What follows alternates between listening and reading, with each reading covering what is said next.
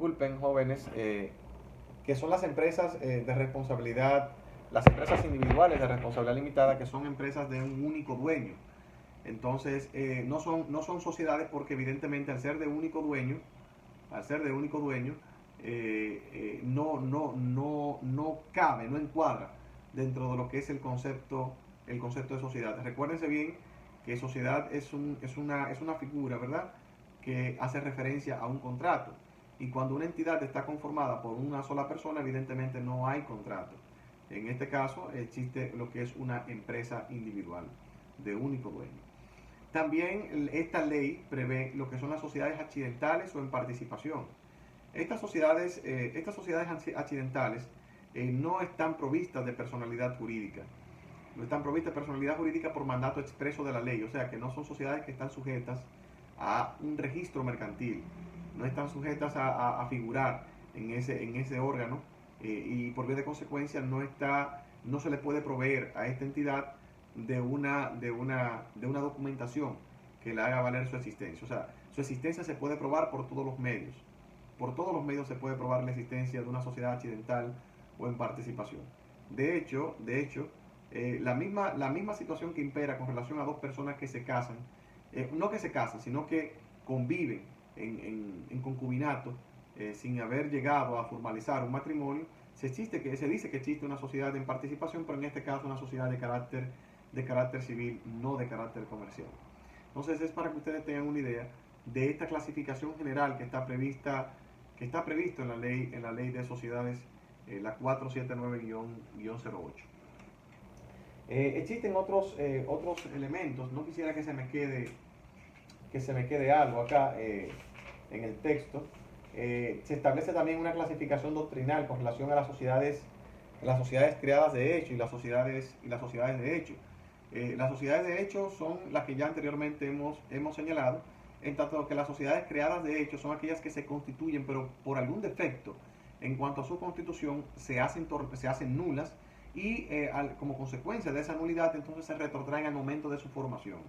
Son sociedades que también existen, que también tienen una regulación desde el punto de vista legal, pero al no configurarse técnicamente en cuanto a sus requisitos, entonces se denominan bajo ese esquema sociedades creadas de hecho. También se prevé, aparte de la clasificación anterior, una especie de sociedad de hecho, y que son los consorcios. Los consorcios, como ya hemos dicho anteriormente, algo semejante a lo que veníamos hablando en la clase anterior sobre el joint venture. Los consorcios es más bien una asociación entre dos o más entidades que están constituidas o que pueden estar constituidas legalmente bajo un esquema cualquiera de lo que prevé la ley de sociedades, con la finalidad manifiesta de participar o de realizar una actividad comercial momentánea o transitoria. Ya sea para fines de licitación, ya sea para fines de la construcción de una determinada obra, y que de manera individual resultaría imposible a una cualquiera de esas entidades llevar a cabo esa empresa. Entonces, por esa finalidad se constituyen los consorcios. Se hace bajo un esquema de un contrato y no tiene una personalidad jurídica per se, pero sí se le da un registro nacional de contribuyentes, porque para fines de tributar con motivo de la realización de ese determinado proyecto, contraen compromisos, contraen obligaciones que se deben verificar y que deben tributar, y por esa razón la administración tributaria, dígase la Dirección General de Impuestos Internos, le asigna un RNC a los consorcios. Entonces, ustedes pueden estudiar más a profundidad con relación a todo esto en la misma doctrina. Bien, no quisiera que se me pase algún material, ¿verdad? Y en cuanto a la clasificación de las sociedades también, que es el tema que nos ocupa, existe una clasificación doctrinal que clasifica la sociedad en sociedades de personas y sociedades de capital. El punto medular para establecer la distinción entre una y otra es que las sociedades de personas, lo que se toma en consideración es la persona del co-contratante, y regularmente se disuelven con la muerte de uno o cualquiera de los socios que integran esta sociedad. Otro elemento importante es que no pueden ser objeto de cesión las participaciones, a menos que no sea con el consentimiento íntegro de todos los socios que integran esta sociedad. Como su nombre lo indica, lo que lleva a un socio a contratar bajo este esquema es el lazo, la consideración afectiva que tiene hacia los demás socios, y por eso son contratos que se celebran intuitu persona. A diferencia de las sociedades de capital, donde lo que se toma en cuenta es el dinero, si usted tiene capacidad para aportar o para adquirir acciones o para adquirir cuotas. Un ejemplo de las sociedades de capital son las sociedades anónimas, donde las sociedades anónimas no importa quién sea usted. Si usted tiene dinero para comprar acciones en esta sociedad, y máxime si es una sociedad de capital que cotiza en el mercado de valores, usted puede ser socio de esa entidad. Por ejemplo, yo puedo ser socio de la empresa Apple, de la empresa Microsoft, porque son empresas que cotizan en el mercado de valores. Si usted compra acciones en el mercado de valores de esa empresa, usted puede decir que usted es socio de Apple, yo no sé quién es no sé quién es el actual incumbente de Apple. Antes era Steve Jobs, no sé quién es actualmente, pero puede, por ejemplo, comprar acciones de Amazon y ser socio de Mark Zuckerberg, por ejemplo. De igual modo el Banco Popular y usted ser socio de Manuel Alejandro Grullón, por ejemplo. O sea, porque son empresas que cotizan sus acciones en el mercado de valores y son sociedades de capital. Pero si es una sociedad de personas, usted no puede hacerse socio de una empresa que sea una sociedad de personas, porque son empresas cerradas.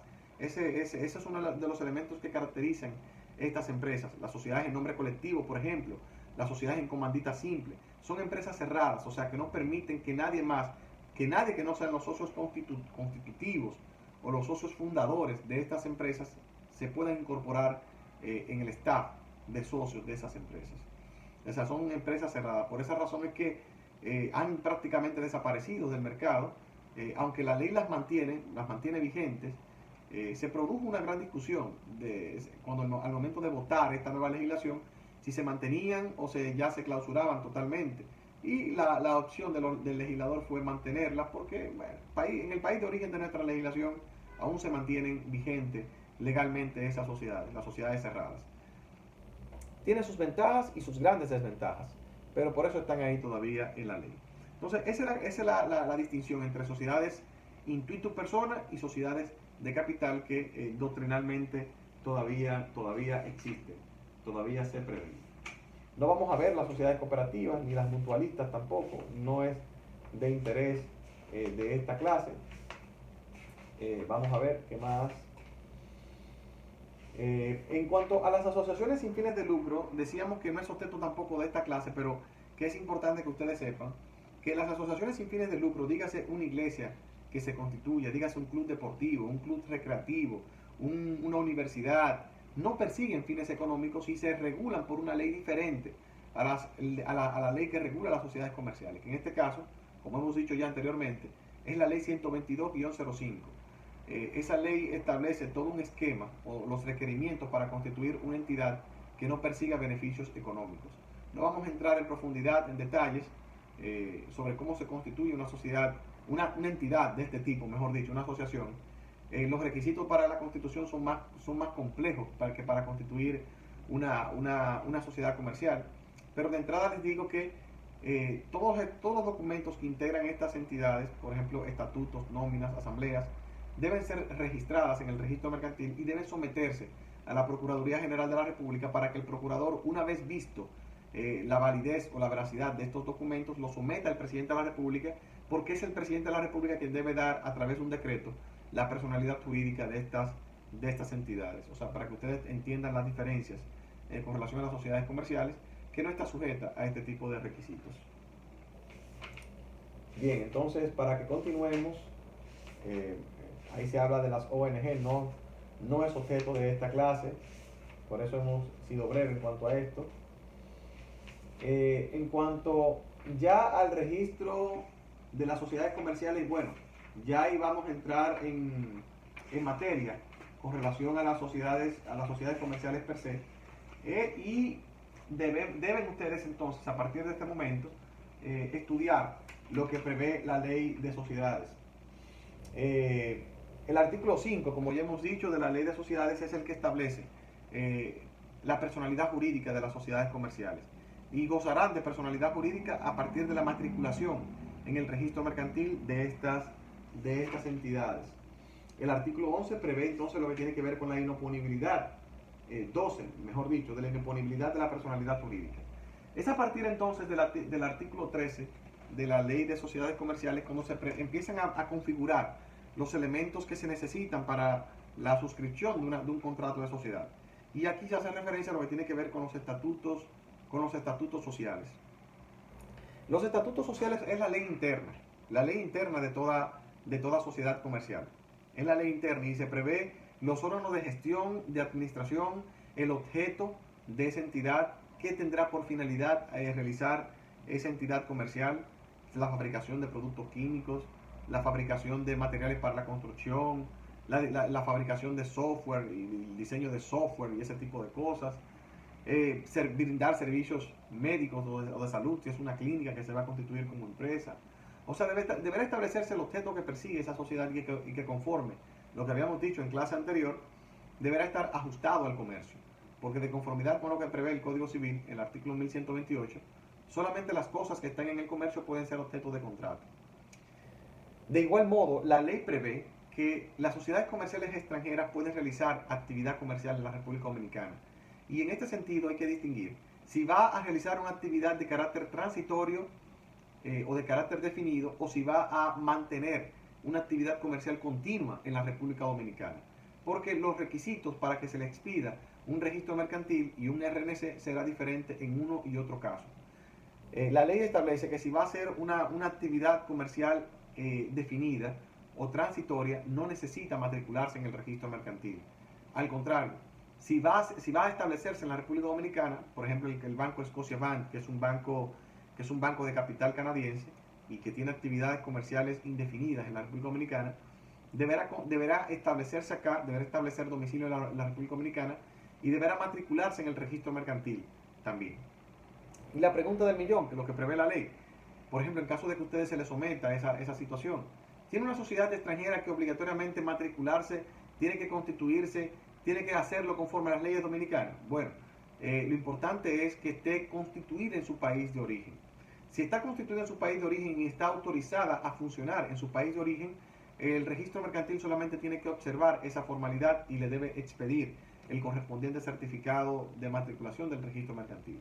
De igual manera, para obtener el RNC, o sea, el Registro Nacional de Contribuyentes, solamente se deberá depositar esos documentos, esos estatutos de su país de origen. Si está en idioma diferente al castellano, deberá traducirse y deberá depositarse el registro mercantil y se le emitirá la correspondiente numeración del RNC o esa tarjetita de identificación tributaria, que ya no se emite una tarjeta, sino más bien un documento, una hoja larga con testigo de sus obligaciones tributarias y que hace referencia a la numeración del Registro Nacional de Contribuyentes.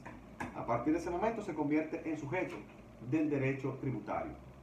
Entonces el artículo 14 hace referencia entonces a todos los elementos que deberá establecer ese contrato de sociedad, o sea, los estatutos sociales. Es importante observar que si omiten cualquier una de esas formalidades, la dirección del registro mercantil o el departamento del registro mercantil de la Cámara de Comercio y Producción correspondiente podrá objetar la matriculación o rechazar la matriculación de esa sociedad comercial. En materia societaria, el término nulidad no es tan riguroso como acontece en la materia civil. O sea, el tema nulidad está sujeto a subsanación. Por eso es que en el registro mercantil, si hay algún error o hay alguna inobservancia de lo que prevé la ley, se le remiten otra vez los documentos para que enmiende ese error y se subsane. Así que el término nulidad en materia comercial no es el mismo que en materia civil o no tiene las mismas consecuencias tan drásticas como se prevé en el derecho civil. Bien, haciendo referencia a los elementos entonces más importantes, eso que hacíamos referencia está previsto en el artículo 17. En cuanto a los socios y sus aportes, nosotros hicimos referencia en la clase anterior sobre las consecuencias que entraña para el socio que no entregue el aporte a la sociedad, el aporte prometido en la asamblea constitutiva, se convierte en deudor de la sociedad puede excluirlo como socio, puede abonar daños y perjuicios en favor de la sociedad. Todas esas eventualidades están previstas en la ley de sociedades comerciales, de tal manera que es importante que ustedes sepan esto. Y lo que habíamos dicho también anteriormente con relación a que solamente pueden tener valor económico, pueden ser objeto de valoración económica los aportes que se hagan en numerario o en naturaleza, y esa situación se prevé en el artículo 22 de la Ley de Sociedades Comerciales. Entonces, todos esos elementos con relación a los aportes está previsto en la Ley de Sociedades. Con relación al tema de la administración y la representación de las sociedades comerciales, está previsto en el artículo 25. Toda sociedad estará sujeta o estará representada por una persona física o moral. O sea, pueden integrar la sociedad comercial personas físicas y morales, pero pueden representarlas o pueden dirigirlas solamente personas físicas. Ese administrador, que es como se le llama en la ley, estará sujeto a todas las incompatibilidades y prohibiciones que la ley prevé. Y más adelante, a propósito de cada una de las sociedades comerciales, vamos a delimitar las facultades que tienen esos administradores o representantes de la sociedad comercial. De tal manera que, como se establecerá a propósito de cada una de ellas, los administradores pueden actuar en representación de la sociedad y pueden obligar a la sociedad con su sola firma o con su sola representación. Y usted se preguntará, ¿qué acontece en caso de que ese administrador exceda en cuanto a las atribuciones, exceda sus atribuciones estatutarias, o realice un contrato que desfavorezca o que perjudique, mejor dicho, a la sociedad comercial? Él será responsable frente a la sociedad y frente a los socios respecto de su accionar. Pero esto es un mecanismo muy actualizado, muy moderno, que se ha previsto en la ley actual, en la ley nueva de sociedades comerciales, y que tiende a favorecer la confianza en cuanto al ejercicio de los negocios, así como también darle manos libres a los administradores para que puedan actuar a sus anchas en beneficio de la colectividad, en beneficio de la sociedad comercial. Todos esos elementos generales están previstos acá en la Ley de Sociedades Comerciales, y donde se prevé que los administradores deben actuar con lealtad, con la prudencia y con un concepto que se ha acuñado en esta Ley de Sociedades, diferente al que se ha acuñado en el Código Civil, que establece que los administradores deben actuar como buen padre de familia. Aquí, conforme al esquema societario, deben actuar con la prudencia de un buen hombre de negocios, o de un hombre prudente de negocios. Es lo que se prevé en la Ley de Sociedades, y eso es un marco general que debe normar las actuaciones de los gerentes o de los administradores para con la sociedad. Entonces, todos esos principios generales están previstos en los artículos 25 y siguientes de esta Ley de Sociedades. Por eso se prevé, por ejemplo, en el artículo 29, que no pueden realizar actividades que sean afines, que sean contrarias o que impliquen un conflicto de intereses con la misma sociedad que representan. O sea, esta Ley de Sociedades prevé un decálogo normativo respecto del accionar del gerente, y que debe estar en acopio o en consonancia con ese principio de prudencia, de lealtad y de buen hombre de negocios que debe normar la conducta del administrador de una sociedad comercial. Bien, yo quisiera dejarlo hasta acá sobre estos aspectos generales que hemos tratado con relación al tema a estos temas, ¿verdad?, que estamos ventilando acá sobre las sociedades comerciales, y que estamos ya entrando en materia en el estudio de la ley 479-08 en sus aspectos introductivos. Para la próxima clase vamos a terminar con ese tema. Vamos a ver someramente lo que tiene que ver con el informe de gestión anual a modo general, el plazo que prevé la Ley de Sociedades para el registro de todas las actividades comerciales, el respaldo, los estados financieros, etcétera, etcétera, etcétera. Lo que tiene que ver con las sociedades matrices no lo vamos a ver, para entrar ya en lo que tiene que ver el estudio de las sociedades en nombre colectivo, como primer tipo societario que vamos a estudiar en esta clase. Así que ya saben, jóvenes, analicen este contenido, estudien lo que hemos resumido o repasado en estos minutos de clase, y nos veremos entonces este viernes en el recuento.